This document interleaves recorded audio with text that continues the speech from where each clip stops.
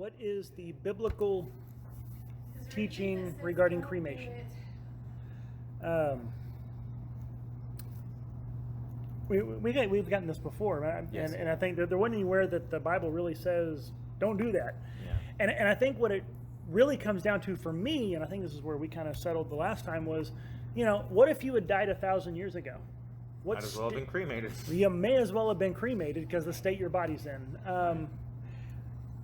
But as at that time Patrick so graciously and wisely offered, is that the issue is it would be one of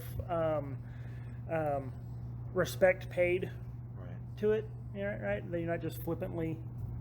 Yeah, when I've done cremains before, and I'm thinking about it just from a cost perspective for my family, and the fact that one of my greatest fears is to be buried alive. So I want to make sure that there's no part of me, But I'm always clear. Like, we're not going to go dump this in the Leon River. This is still a created body of God. We're going to treat it with respect. Anytime I've ever done a funeral where there's been cremains, I've only done it 3 times.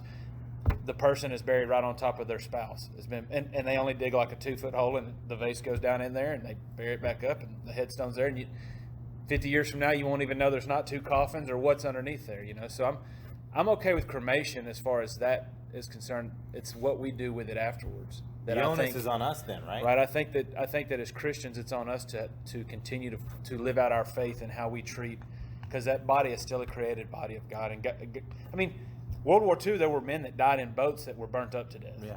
So I have to believe that God didn't lose them. Yeah. That He's going to be able to, So I think that it's more of a personal one. Biblically, I don't know anywhere where it says.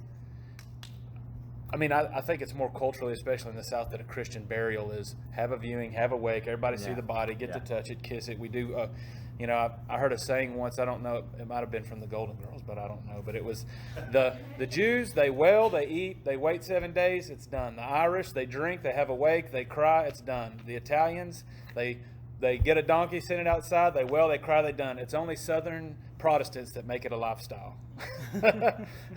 And man, when my grandmother died, the first thing my grandfather asked for was a camera. I was like, but that's old school. They used to take pictures, and that's not biblical. But as far as cremation goes, I don't. I love the point that you brought up, that it's cultural. I have family who trips regular. I apologize when I say I don't get it. I don't mean it's bad. I just mean I don't get it.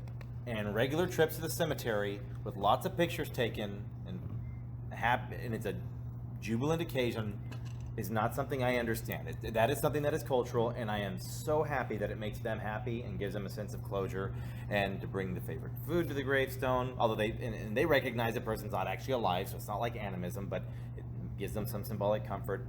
But it's culture. It's culture, I think. I think the main anxiety that comes about people is is God going to be able to resurrect my body? And as the points that have been made, yes, you died 1,000 years ago, 2,000 years ago, you might as well have been cremated.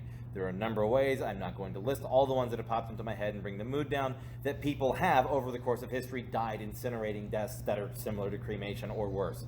And there's just nothing left. And so people throughout history are not accidentally lost to it. And of course, we were created out of the dust. God is powerful enough to do that again.